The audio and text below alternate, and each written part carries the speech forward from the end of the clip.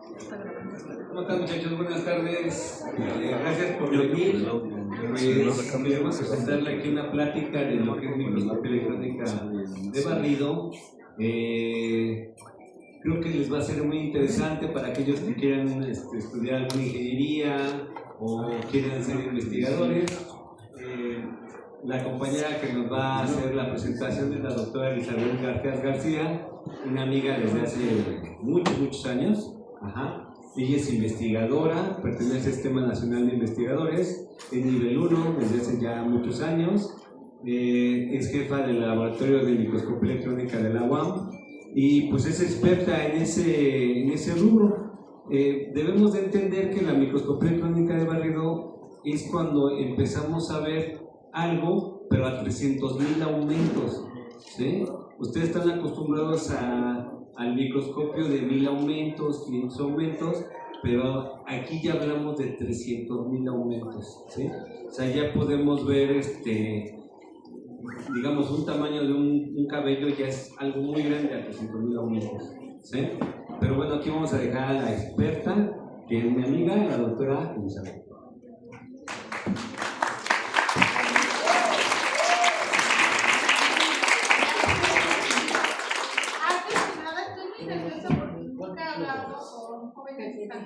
Aquí es mi mamá. Tengo una hija que es profesora, siempre que se platicar, nunca me entiende, así que no respiro, me pongo muy nerviosa, ahí me van, que me vean y me hagan con la cara que van entendiendo. Me pueden interrumpir en cualquier momento. No soy experta en todo lo que voy a decir, así que no sé si les puedo contestar la pregunta, pero si la tienen, adelante. Me dice David, me acaba de decir que tienen ustedes microscopios aquí adentro del sistema y eso es una maravilla. Porque siempre que empiezo la clase de ingeniería de materiales, y voy a hablar de microscopía electrónica, que además es una de mis grandes pasiones en este mundo, siempre les pregunto que cuando diseñaron o vieron una célula en línea secundaria, deberían de acordarse de lo que pudieron ver a través de los oculares del microscopio. Y mis chavos de la universidad se quedan viendo y ven al infinito y nadie me contesta si vio o no vio algo. Y después tengo que presionar para saber si alguien vio más allá de una célula a través del microscopio biológico, que es lo que vemos en la secundaria. Pero aquí ustedes en el CCH tienen hasta microscopios de materiales y de invertido para ver microestructuras, que no lo puse porque pensé que, bueno, que eso no había aquí en este planeta. Pero bueno, vamos a empezar. ¿Qué podemos ver más allá de lo que el ojo humano puede observar? Y me encantan los chupamientos o los colibríes, porque alguna vez cuando uno los ve volando quisiera poder ver realmente el ala, pero es tan rápido el movimiento que no se observa. Y si los pueden ver en alguna Ya nos están viendo. video muy lento, se puede ver cómo sacan la lengua. Pero cuando nosotros estamos tratando de observarlo a la lejanía, pues a veces no le podemos ver las alas y mucho menos la lengua. Entonces, ¿qué es lo que puede ver realmente el ojo humano? Yo me llevo 2. ¿Y qué es lo que ha querido ver más allá de los límites del ojo? Y entonces, bueno, con mi lente, porque ya casi no veo, pero hasta lo puedo. Te voy a pasar a dejar más tarde.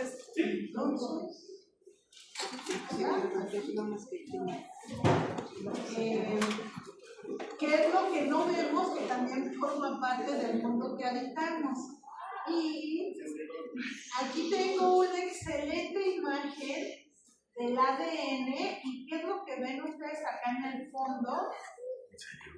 Exactamente, es un virus. Y entonces convivimos con los virus, ahorita que ya estamos en época de invierno, convivimos con los virus, con las bacterias y con los parásitos intestinales que nos pueden arruinar el fin de semana para irnos de reventón, pero no los vemos. Sin embargo, hay algunos equipos que nos permiten ver. El ojo humano distingue detalles como el grosor de un cabello o bien la punta de un alfiler. Y no me refiero a la cabeza porque es bastante grande, pero sí podemos ver la punta y podemos saber en dónde la estamos saltando, o podemos tener un segurito que sabemos exactamente hacia dónde lo orientamos y cómo lo utilizamos. Y bueno, la ciencia nos permite observar estructuras miles de veces más pequeñas que la punta del alfiler. ¿Sí? ¿De qué nos sirve? Pues bueno, ahora que estuvimos bien encerrados, alguien se dedicó a observar cómo era el virus del COVID o del SARS, etcétera, etcétera, porque ya ni me acuerdo de esos tiempos. Y bueno, el encierro les dio para entender más allá de los virus. Si nosotros observamos con el ojo humano, hay un parque en California, en el Valle Central, que se llama el Parque de las Secuoyas, que miden más de 300 metros los árboles y que fueron petrificados durante la época de la glaciación. Entonces, a la lejanía lo vemos perfectamente bien, pero si yo me acerco a ese gigante de 300 metros, puedo ver la corteza, pero no puedo ver la copa. Entonces, depende de qué tanto me acerco o me alejo de él, que lo puedo ver. Y ojalá alguna vez podrán ustedes ver una ballena en el mar, que son extraordinarios y que a veces a lo mejor nada más vemos la cola o la cabeza cuando saca el chorro de agua. Y es también qué tanto nos podemos acercar a la ballena cuando estamos en una pequeña embarcación en comparación al tamaño de la ballena. Y entonces si estamos muy lejos, pues a veces vemos la cola y alguien dice, ya se ve, y uno voltea y dice, ¿dónde la vio? Por Dios, ¿no? Y si se va acercando a la embarcación, de repente vemos el chorro que expulsa, y entonces es relativo, pero lo ve el ojo humano, ¿sí? Es relativo qué tanto podemos ver si nos acercamos o nos alejamos del objeto. Y todos vemos el cuerpo humano. Yo veo aquí la estructura de mi amigo David de toda la vida, y puedo ver que están ustedes sentados y que entonces veo el tronco de arriba para abajo y puedo ver los detalles, quienes usamos lentes, quienes tenemos el pelo chino, que a mí me encanta, quienes son lacios o los que ya se están quedando sin cabello también.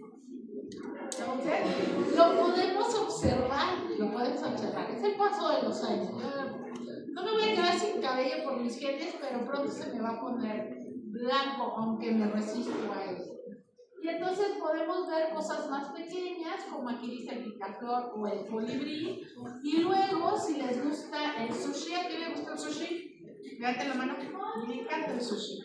Entonces, ¿han comido el sushi que está recubierto con los huevecitos por encima? ¿Los naranjas? Bueno, pues a los que les guste los han comido, a veces hasta nos podemos jugar con cada uno de ellos.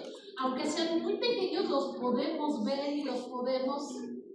Pero si quisiéramos ver qué hay adentro del huevo, ahí ya no vimos qué hay, ¿sí? Entonces, para eso existen los microscopios ópticos que ustedes tienen aquí en CCH y que además pueden ver, si pueden tener una herramienta perfecta para poder cortar el huevito, podemos ver qué hay adentro. Y yo quisiera saber si tiene la yema y la clara, como el huevo normal de la gallina, ¿no? ¿O qué es lo que hay adentro? Todavía no. Nunca he querido seccionar uno. Pero la gente en microscopía óptica, los que se dedican a cuestiones biológicas, pueden ver la célula y entonces pueden ver el núcleo y lo que está alrededor, pero a veces quisieran ir más allá del núcleo, quieren ir más allá de las partes centrales de la célula, porque adentro de nuestras células se realizan todas las cuestiones químicas que nos dan energía, que nos dicen en la mañana no te levantas ni te salgas de las sábanas, o si tomamos el fin de semana y viene la resaca, las células te dicen estás completamente deshidratado y ahí te va el dolor de cabeza, para que no se te olvide que tienes que tomar agua. Pero también están las bacterias en la microscopía óptica y los parásitos. ¿Cuántas veces no nos han mandado a hacer un estudio de parásitos en heces fecales? Así como se oye, para no decirlo de otra manera.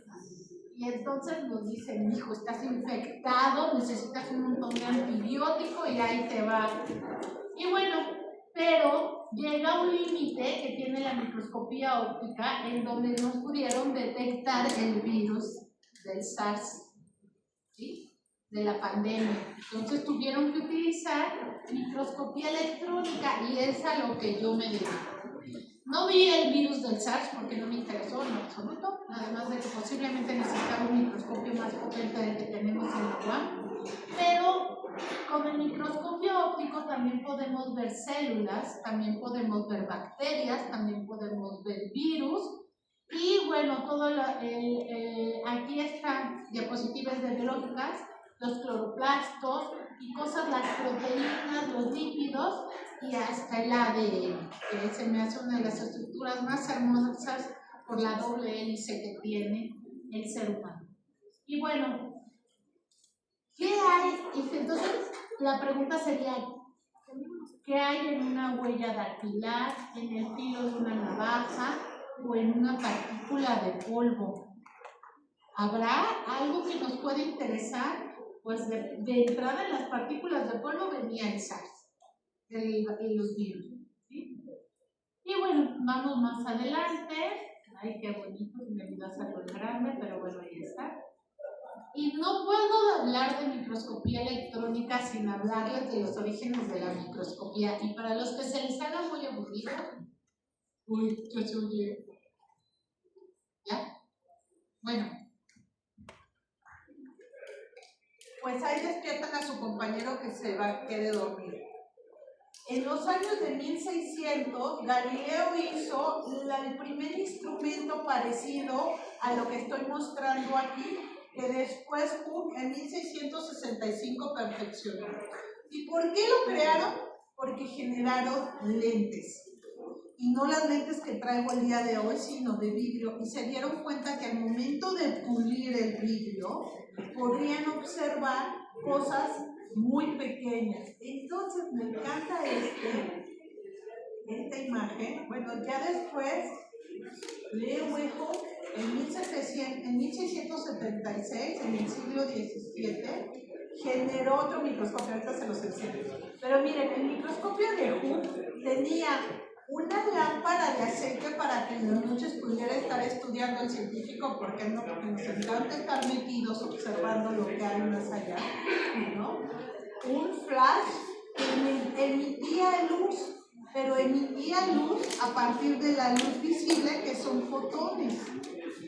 Y aquí en la parte baja tenía el portamuestras o el folder, que era donde ponía el tejido o aquello que quería estudiar.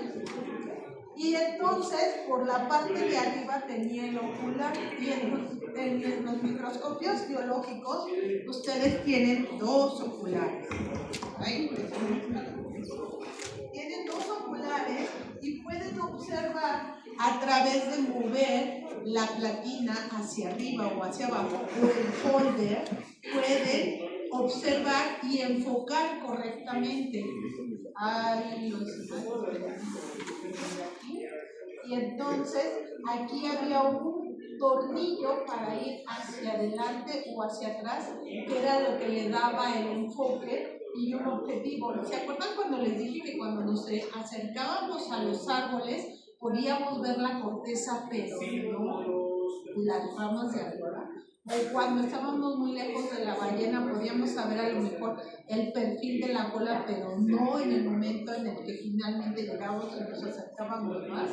Bueno, pues eso tiene que ver con qué tanto nos acercamos o nos alejamos del objetivo de la muestra. Y entonces tiene aquí una lente que se conoce como la lente objetiva, que eran estos cristales o vidrios, perdón, no cristales porque eso ya tiene que ver con la ciencia, o no,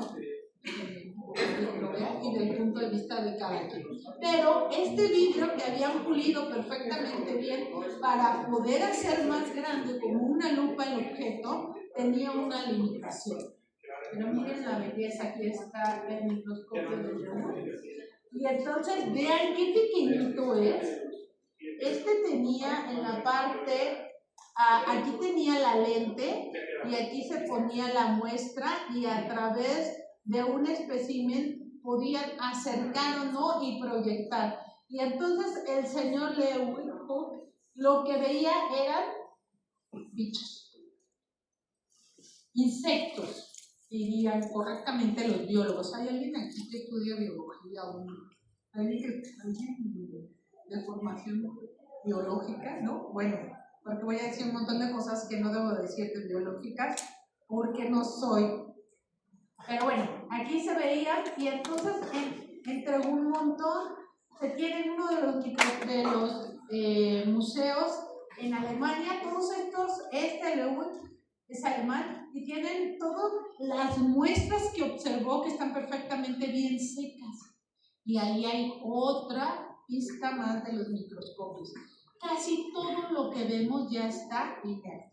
O díganme si han visto algo que se mueve. Bueno, los virus y las bacterias pueden estar vivos, pero por lo regular si vemos algo más grande ya está seco o ya lo tenemos bien muerto, aunque sea. Y después, si aquí teníamos en el 1600, 300 años después, aquí acuérdense que utilizábamos lentes de vidrio, que yo empecé hace muchos años, como lo dijo mi amigo, que tengo muchos años, empecé utilizando lentes de vidrio porque no había de policarbonato y la ciencia no había avanzado tanto. Pero entonces, estas lentes de vidrio, cuando las empecé a utilizar, pesaban y siempre se me marcaban aquí porque necesitaba bastante aumento, ahora menos. Con la adultez y la sabiduría, menos aumento, pero bueno. Déjenme contarles un poquito de este señor. Ernest Ruska y Max Born, que son alemanes, Born fue el primero que empezó a trabajar con partículas. Nota al pie de página. Yo les dije que los microscopios ópticos trabajan con fotones, con luz visible, y esos tienen una longitud de onda más alta.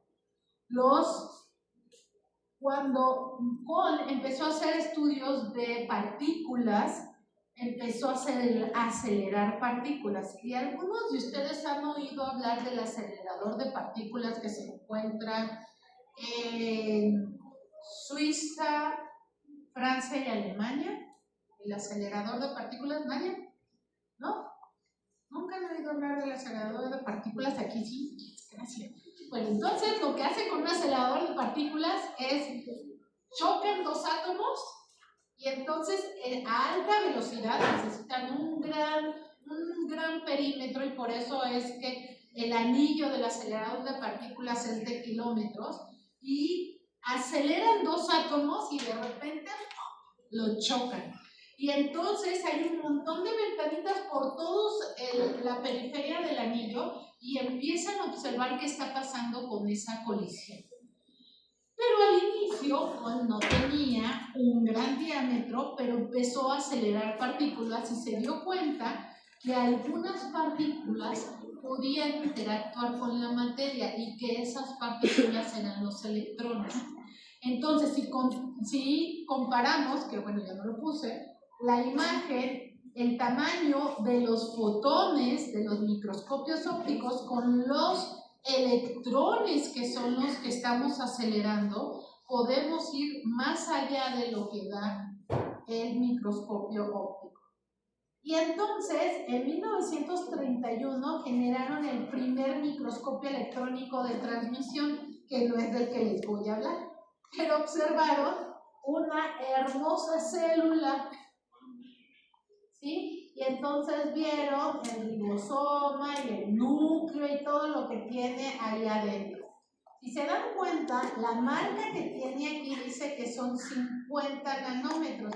Entonces, si yo con esta escala empiezo a medir cuáles son las distancias que hay entre estos hilos, pues son mucho menor a 50 nanómetros. Entonces, un microscopio electrónico en transmisión atraviesa la materia.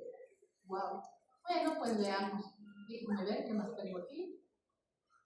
Después, en 1937, en el mismo instituto de Cole, que después se trasladó a Inglaterra, nace el primer microscopio electrónico de barrido basado en el trabajo de Cole, y Manfred von Andel es el que construye el primer microscopio electrónico de barrido. Entonces ya pasaron, veamos, desde el primer microscopio, el de Ruska, aquí entre el de Ruska, que es el de transmisión, y el de barrido, solamente hay unos cuantos años. Les voy a enseñar la primera imagen. Esto era el primer microscopio electrónico de barrido, construido por Manfred. Y lo que necesitamos para un microscopio electrónico de barrido es una fuente de iluminación, que ahora no son la luz visible, sino los electrones, que los vamos a acelerar a través de una diferencia de potencial. Es decir, los primeros los emitimos los electrones. ¿Cómo emitimos electrones? Déjenme ver qué otra cosa tengo aquí. Ay, viejito, no. Ahí nos vamos a quedar.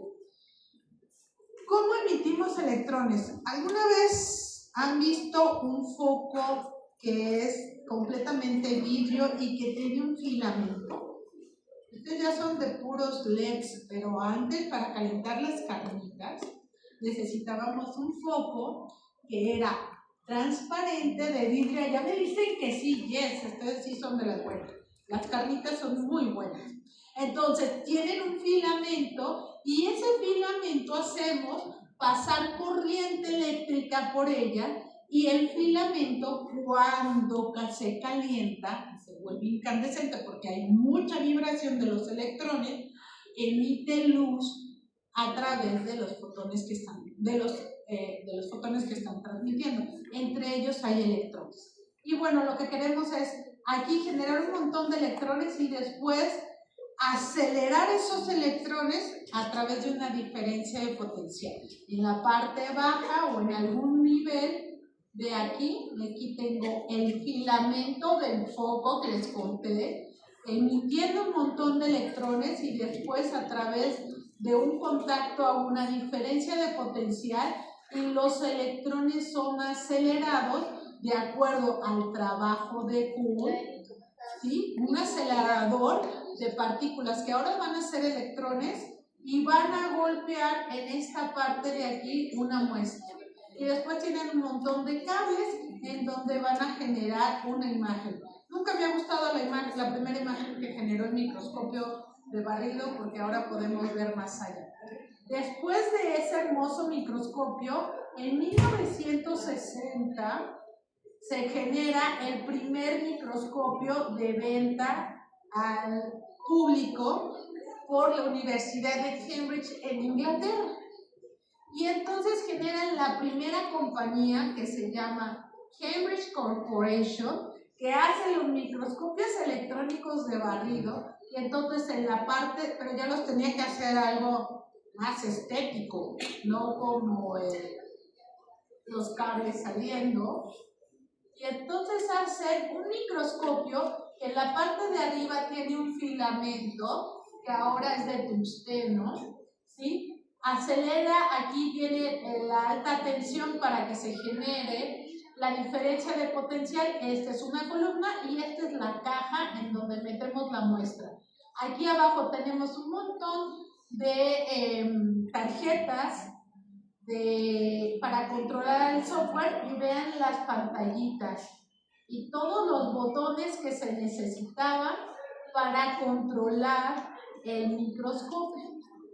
Y me encanta porque de 1960 a la fecha tenemos este hermoso equipo que es mucho más avanzado que los primeros, con 3 pantallas. Ya cambiamos las pantallas, no me di tiempo para cambiar la imagen, pero sigo teniendo un cable en la parte alta que va a generar un montón de electrones para después hacerlos que caigan sobre una superficie que es una muestra, y tiene un montón de detectores o elementos que están externos a la columna y la cámara. Entonces tenemos mucha señal que emite la interacción entre la materia y los electrones.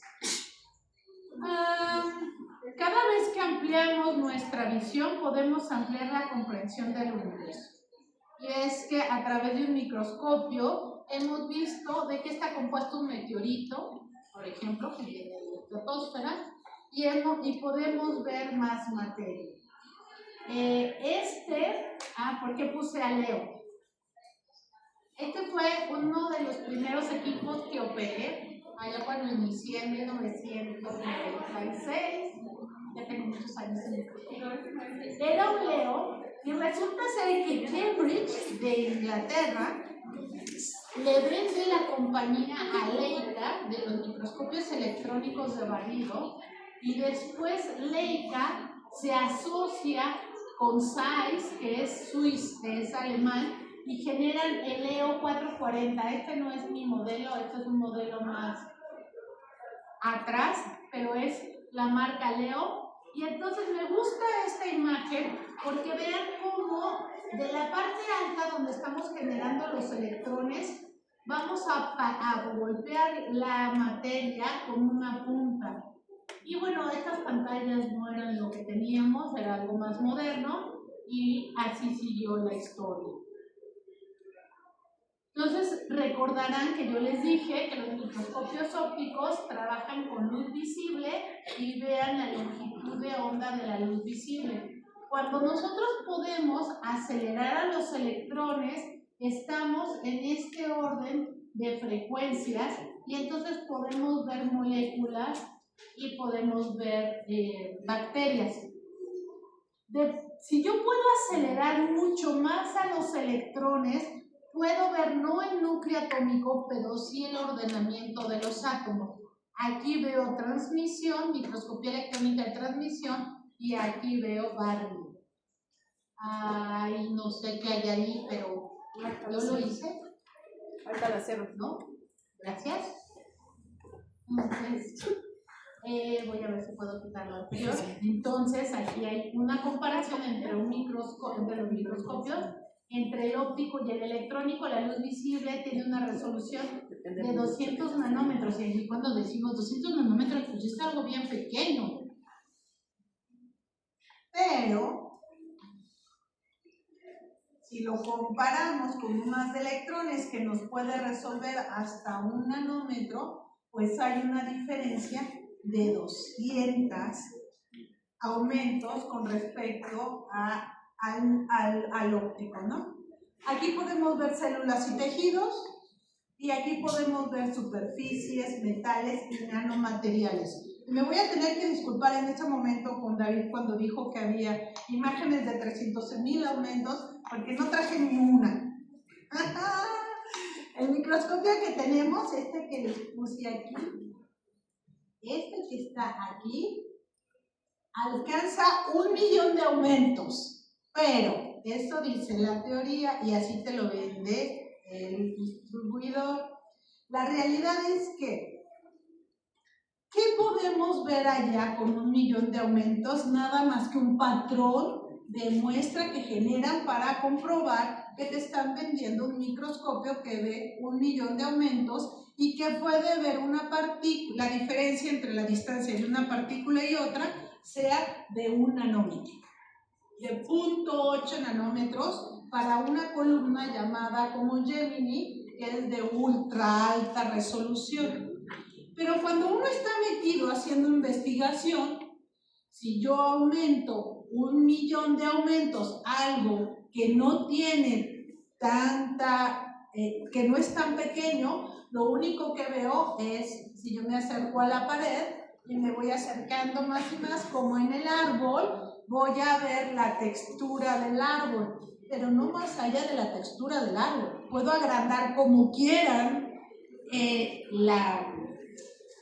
la cáscara del árbol o la corteza del árbol y voy a seguir viendo exactamente lo mismo, color, porque no hay más. Pero bueno, ya me disculpé. ¿Qué es lo que vemos cuando el haz de electrones golpea? El haz de electrones que viene acelerado golpea la materia, pues una interacción y saca un montón de información. Y esta es de mi tesis de licenciatura. Esta imagen ya veo que ya no se ve tan bien. Vamos a ver la otra. Esta está mejor. Esta viene del internet. Pero lo que hace la materia o lo que hacen los electrones primarios es generar lo que se conoce como la pera de interacción en microscopía electrónica de barrido. Es decir, entran los electrones, golpean y cada vez que golpean por todos lados, los electrones primarios del filamento de tungsteno va a arrancar electrones de la materia y cuando arranca esos electrones de la materia, muchos van a salir de la superficie del material. ¿Qué sale de la superficie del material? Salen electrones secundarios, estos que están aquí, electrones secundarios, que nos generan la topografía de las imágenes que vamos a observar. Electrones retrodispersos, backscatter, electrones retrodispersos, que casi salen a la misma, con el mismo ángulo con los electrones que son golpeados. De hecho, los electrones retrodispersos son de los electrones primarios. Pero bueno, no voy a hablar a detalle de cada uno de ellos porque no estoy dando clase de microscopía. Hay otros electrones que son Auger, que también salen de muy de la superficie. Aquí están, son de muy de la superficie y salen lo que se conocen como electrones de rayos X característicos y rayos X continuos. Los rayos X característicos nos pueden decir qué elemento de la tabla periódica estoy yo obteniendo y se dan análisis químicos elementales. Voy a hablar un poquito más de ello. Y les dije que había un microscopio electrónico de transmisión, ¿sí o no? Que fue el primero. Nota al pie de página. En 1986-89, yo no me acuerdo, dan el premio Nobel por uno de los microscopios que se llama la microscopía de fuerza atómica, que otro día, si me vuelven a invitar, les hablo de fuerza atómica. Pero ese microscopio fue construido hasta 1986. 89. Fue en el 86 y en el 89 les dan el premio Nobel. Y a Rush, a Kohl y a Abelson nunca les dan un Nobel, nunca. Y sin embargo, hay cientos de miles de imágenes de microscopía electrónica de barrido y de transmisión para avanzar en la ciencia y menos del 10% de fuerza atómica y no les habían dado un premio Nobel. Después les dieron un reconocimiento unos años después, pero bueno, yo me sigo quejando en público y a todo. Bueno, les dije que había un microscopio electrónico de transmisión, es decir, el haz incidente puede atravesar la materia y generar dos tipos de interacciones que se llaman de campo claro, de campo oscuro, y para que esto suceda, para que podamos atravesar la materia, tenemos que tener una muestra muy delgada. Para hacer barrido, para hacer esto, puedo tener casi cualquier pedazo de material que tiene que estar perfectamente bien preparado para meterlo en microscopio, pero para hacer transmisión tengo que tener una lentejuela. ¿Han visto las lentejuelas? ¿Saben qué es una lentejuela? ¿Sí? Bueno, la lentejuela es muy delgada y en la parte media tiene un orificio, ¿sí o no? Gracias por contestar. En ese orificio que está tan pequeño en la parte media, cuando nosotros generamos una muestra para transmisión, para que puedan atravesar los electrones la materia, tenemos que adelgazar los alrededores del orificio de la lentejuela. Hacemos una lentejuela del material que vamos a trabajar, le hacemos un orificio en la parte media y después dejamos entre 9, 6, 12 camas de átomos. Sí, camas de átomos. ¿Alguna vez han visto cómo se ordenan los átomos? Ay, qué lástima porque no traigo nada. Pero bueno. Ya sé. ¿Alguien ha visto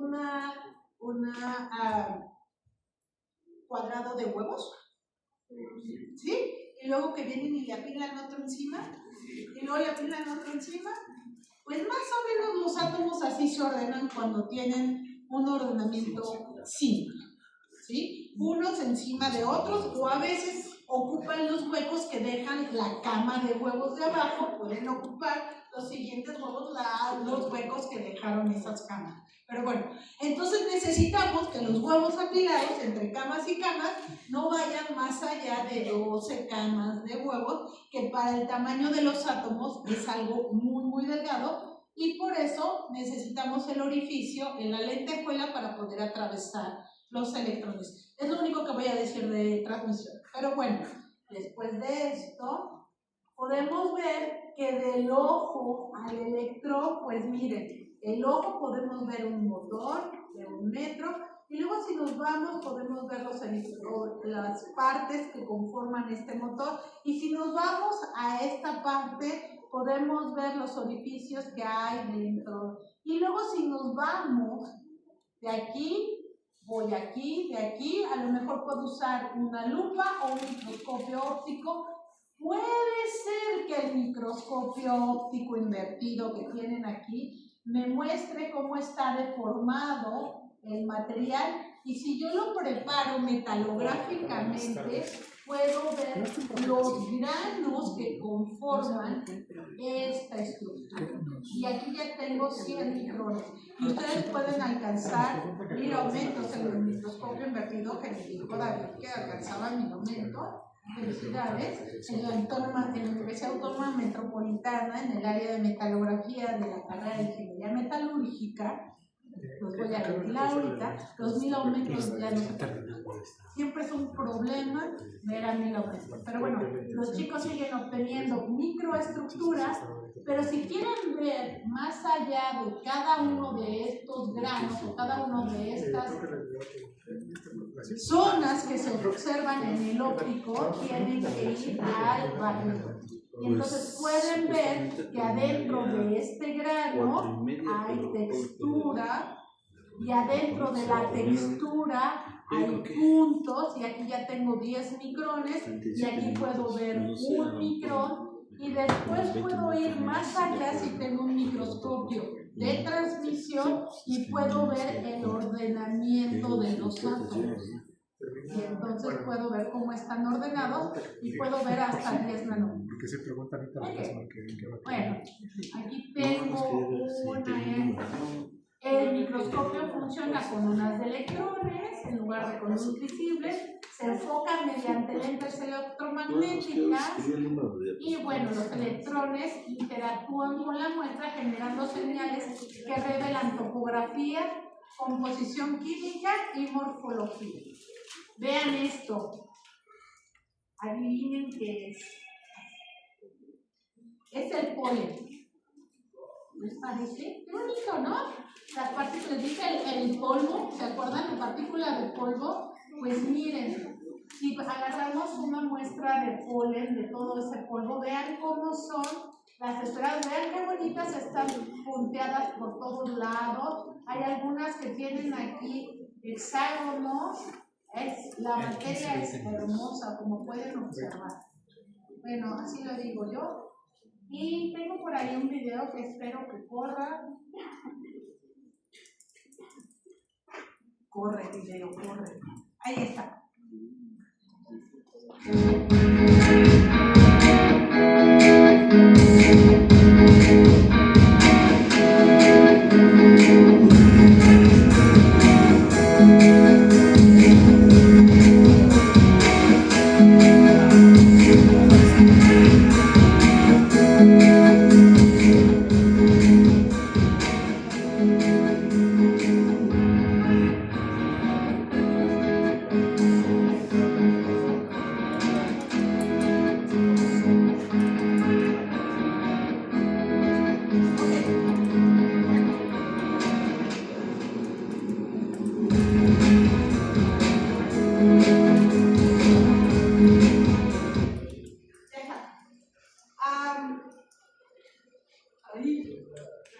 No, ya. Bueno, me dicen que acaba el tiempo. Lo que vieron fue adentro de un microscopio. Esta columna cómo baja las de electrones y luego cómo salen esas chispitas que van subiendo. Esas son las imágenes. Voy a hablar un poquito del trabajo que hacemos en la universidad. Este es un proyecto del estudiante, este es de Maqueda, bueno, su apellido. Él insistió en que quería ver un acero bifásico, que tiene dos fases, y entonces podemos ver aquí cómo tiene granos más pequeños y granos más grandes. Empezamos, aquí tenemos 500 aumentos, que ustedes sí lo pueden ver, pero que da más detalle. Aquí tenemos unas marcas para poder guiarnos en las marcas. Esto ya está a 2500 aumentos, pero todavía no puedo definir bien. Este está a 10,000 aumentos y ya puedo ver la microestructura. Esos granos que les dije que existían dentro de los materiales, y estos son 20,000 aumentos para poder definir claramente qué es bifásico. Esta es otra muestra de una muestra también de Maqueda que hizo una fractura. Tenemos dos tipos de fracturas. Todos los materiales tienden a fracturar. Si les ponemos un esfuerzo muy alto, se fracturan, y podemos verlo con un estereoscopio, que es un microscopio que no alcanza más de 150 aumentos. Podemos ver cómo fracturó y podemos ver aquí el labio, y luego podemos ver cómo quedó de un lado y de otro.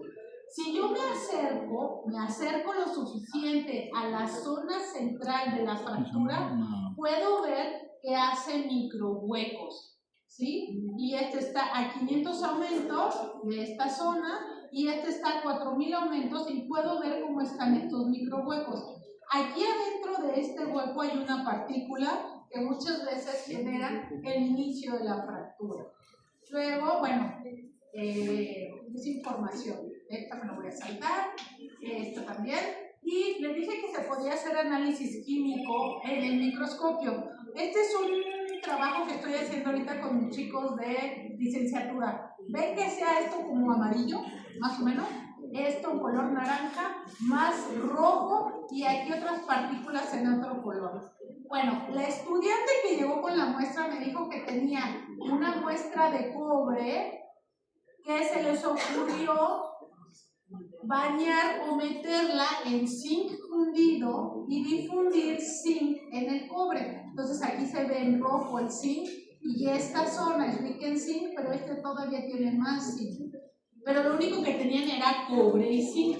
El zinc lo fundieron, el cobre estaba en estado sólido y lo sumergieron. Y después se encontraron estas pequeñas partículas hermosas que son antimonio.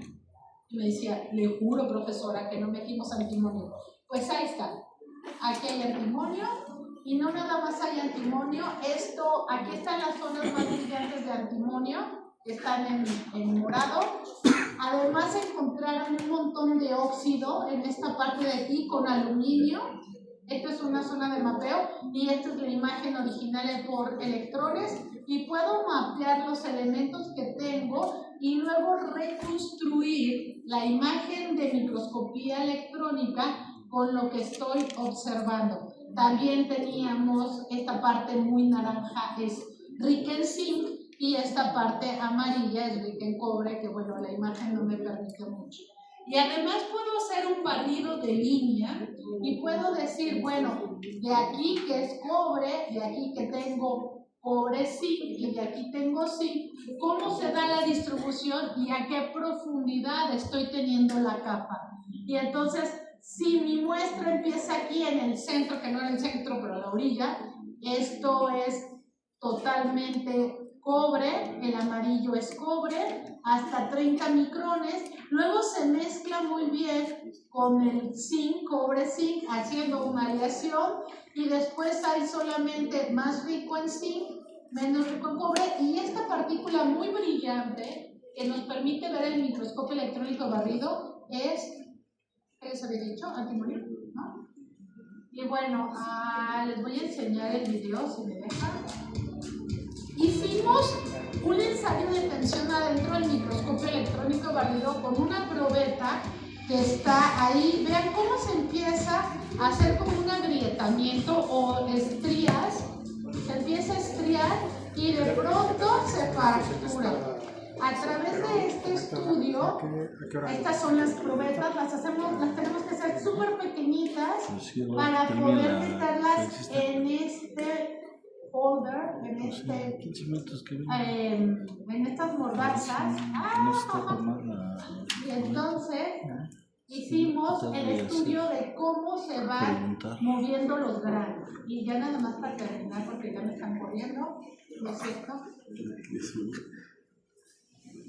Esta me gusta porque Adaí, que estudió, dijo que entendía cómo se sentía el amor a través del ensayo de tensión. Ella vio esta partícula que parece un corazón y cuando le empezó a tensionar, vio que después de mucha tensión los corazones se rompen, pero otras cosas emergen por atrás, así que no pierdan la esperanza. Ok, aquí hay el flujo de los granos y esto es cómo fluyen los granos a través de la microscopía electrónica mediante el ensayo de tensión. En la misma zona se está tensionando, vamos viendo cómo los granos se deforman y hasta ahí. ¿Listo? ¿No? Listo. Bueno, ¿puedo? 2 minutos más. Tenemos colaboraciones también con la industria. Hay una compañía que se llamaba Aceros Camesa, que la compró una compañía norteamericana. Ellos se dedican a hacer alambre. Y me encanta porque estas imágenes las tomé literalmente de su página y lo que ellos venden es este alambre que está en una zona petrolera, está sosteniendo grúas. Estos alambres que están aquí. Inicialmente empezaron con el alambre bananero. Le venden a Brasil la cantidad que se imaginen para sostener las pencas de plátano, porque cuando están chiquitas, pues no pesan tanto, pero conforme empiezan a crecer y se vuelven muy largas, pesan tanto que pueden caer al piso. Cuando caen al piso ya no sirve el producto. Entonces tienen líneas de alambres para poder bueno, resulta ser que no necesitamos alambres frágiles. Y aquí a lo mejor tendría que hacer una pequeña distinción entre un material dúctil y un material frágil. El material dúctil es este que estaba acá atrás, que les enseñé cuando fracturó. Aquí había una fractura dúctil.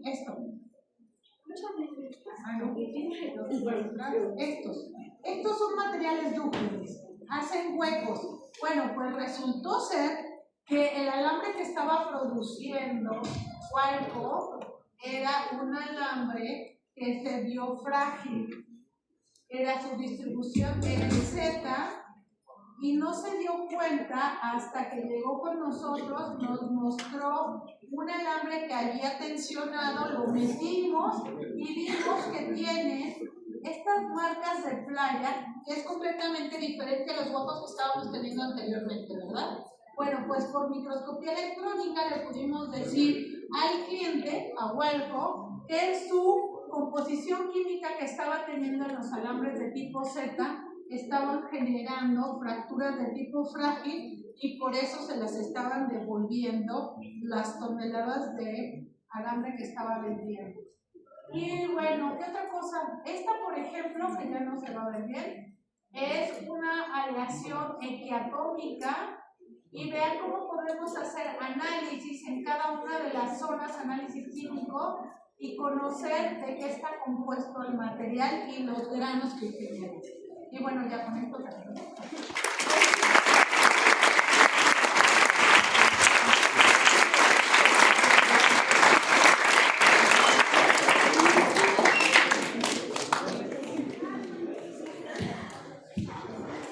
Muchachos, pues vamos a la ronda de preguntas. Primero, antes que nada, pues quiero que, como siempre les he dicho a los que han tomado clases conmigo, que muchas veces tenemos encasillados a los investigadores pensando que los investigadores son gente que no le gusta salir, que no tienen amigos, ¿no? Pues todo fuera de la realidad, ¿no? Mi compañera es muy alegre, le gusta mucho viajar. Ella ha viajado por muchas partes del mundo, es investigadora y pues nada que ver, ¿no? Con lo que nos venden las películas, ¿no? Que son gente encerrada y no le habla a nadie. No, al contrario, hay gente que es todo lo contrario, es personas que llegan, hacen amigos en todas partes, como es mi amiga, ¿sí? O sea, va a cualquier parte del mundo y se hace amigos allá. Ajá, y por eso luego le invitan a cada rato que a Turquía, que a Grecia, que a Europa, Estados Unidos, etcétera, etcétera. Entonces, si les gusta viajar, estar yendo de aquí para allá, pues creo que la investigación es una forma de viajar, ¿sí? Más que luego las empresas, ¿no? En las empresas luego nomás te encierran en un lugar, se acabó. Y de investigación, pues viajas a casi todo el mundo, ¿no? Bueno, es lo que quería que vean. Si alguien tiene alguna pregunta, allá.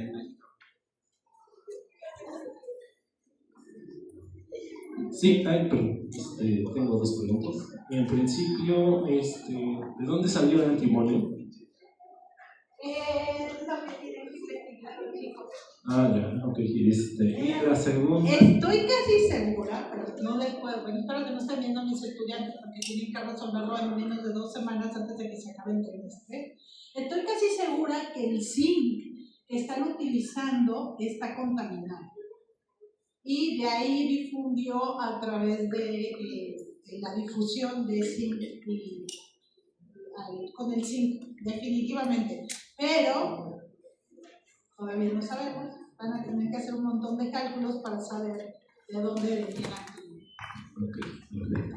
Y la segunda pregunta es, ¿solamente se pueden ver muestras metálicas o se pueden ver otro tipo de muestras? ¿Y cuáles serían los requerimientos que tienen estas muestras?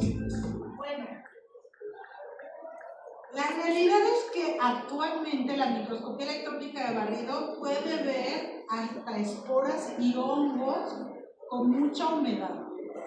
Pero eso se llaman los microscopios electrónicos ambientales o de presión variable, porque en la cámara metes una atmósfera húmeda, agua de muy alta calidad, muy atomizada, es decir, con partículas muy pequeñas, para que mantenga vivo, entre comillas. Porque yo siempre les digo a mis alumnos, a ver, si necesitamos un haz de electrones que está acelerado a 20 kilovolts y los electrones no son más que energía, ¿qué le va a hacer a una partícula orgánica? Pues la va a calcinar, literalmente la está matando. Pero antes de matarla, pues estamos arrancando electrones de la materia y podemos ver cómo se ven. No traje imágenes de esas porque soy metalúrgica toda honra, y aunque me han hecho hacer un montón de materiales y de imágenes que no son conductoras, porque no son conductoras eléctricamente, se ve todo tipo de materiales. Lo que tiene que estar bien preparado, por ejemplo, las muestras orgánicas, en el caso del microscopio que tenemos nosotros, tienen que estar completamente secas, no tener aceites adentro. Y las muestras metálicas tienen que ser preparadas por un proceso metalográfico para que queden pulidas a espejo, y de vez en cuando hay que darles un pequeño ataque químico. Esta muestra que hizo la del zinc, que hizo Jimena, que además fue idea de ella meter el zinc, meter esta muestra, esta que ven aquí, esto que ven aquí por electrones secundarios, solamente la pulieron y la vimos por uno de los electrones. ¿Se acuerdan que les dije que sale un montón de información? Esta se obtuvo por electrones retrodispersos, esta y esta de acá, por electrones retrodispersos, y las otras por electrones secundarios. No queremos verte, gracias. Estas por electrones secundarios dejan mis imágenes, lo siento. Y bueno, perdón, no sé si resolví algo. Estas, las del corazón me encantan. Siempre le doy a la ISO. Por ejemplo, para una muestra cerámica, ¿qué se tendría que hacer para preparar la muestra? Depende de lo que quieras ver. Por ejemplo, yo veo muchos polvos en el microscopio. No me gustan tanto los polvos porque son cerámicos y soy metalúrgica, lo insisto, pero si tienes una muestra que es completamente compacta, es decir, si hiciste un CERMET o algo de cerámica, lo que puedes hacer es pulirlo para ver los granos dentro de la cerámica. Pero si lo que quieres ver es el tamaño de partícula, lo único que tienes que hacer es traer el polvo, lo pegamos en un tape que es conductor, doble cara de carbono. Esperemos que esté completamente seco, es lo que pedimos cuando llevan una muestra, y lo metemos al microscopio. Sí, muchas gracias. Es que yo soy cerámico. ¿Alguna otra duda, chicos? Ahorita que David estaba diciendo que los viajes ilustran y que además la ciencia, la microscopía electrónica de barrido me ha llevado a Boston para tomar un curso. Además estuve en un pueblo súper pintoresco. Me ha llevado al Valle de California, en la parte alta también para la microscopía electrónica. La investigación que hice me llevó a Niza en Francia, a Praga, me ha llevado a Bélgica. He presentado trabajos en Oaxaca, en Monterrey, en Zacatecas y ya. He ido a Turquía, no por microscopía, pero sí porque me encanta nadar en aguas abiertas. Y bueno, así que sí me gusta mucho viajar. No soy ratón de laboratorio. Tan difícil la encuentras aquí. No es cierto, Dani, tengo que trabajar para mantenerme.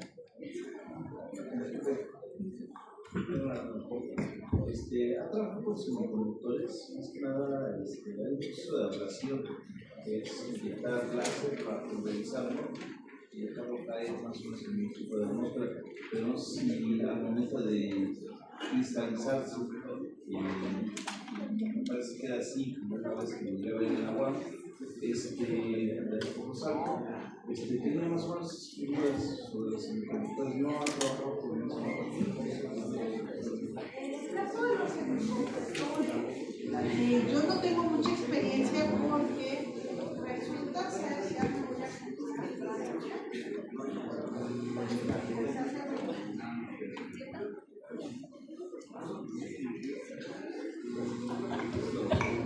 Bueno, en el caso de los semiconductores, necesitamos un microscopio típico para las cargas. ¿Se acuerdan que dentro de las emisiones que tenemos aquí, de los microscopios, no, cállate. Vamos para atrás. Ya salí. Bueno, es que iba al revés, estaba lo que si alguien está allá dentro, no hay nadie, bueno, no importa, vamos a ver si me deja desde aquí. Bueno, hay una señal que se llama catoluminiscencia y entonces se necesita el detector para hacer catoluminiscencia, pero también resulta que tenemos detectores, hay microscopios electrónicos de barrido que se les llama de doble haz. Así, lo mismo, en la parte alta tenemos unas de electrones y tenemos unas de un gas que está erosionando la partícula y cuando está haciendo la erosión podemos ver cómo erosiona, qué partículas está dejando y cómo se ve la erosión del material que está haciendo. Pero para eso necesitamos un microscopio de doble haz. Si yo les contara cuántos microscopios electrónicos de barrido y modelos existen, podríamos pasar toda la noche entera viendo películas y me gustaría tener al menos 3, pero son extremadamente caros para la investigación. Los que van a hacer reporte, ¿alguna pregunta? Me pueden preguntar qué fui a hacer a Turquía.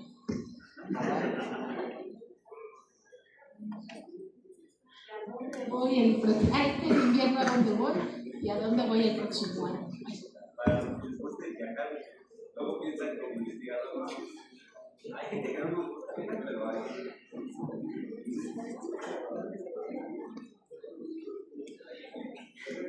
Bueno, pues sí, ¿no? ¿Podríamos ver el último video? Me quedó por lo, a lo mejor el video no tenemos a la productora aquí para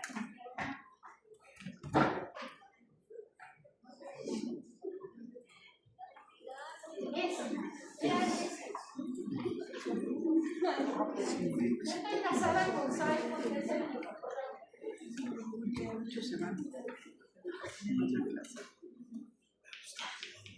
se está mostrando el equipo por afuera, la columna ya es de alta resolución.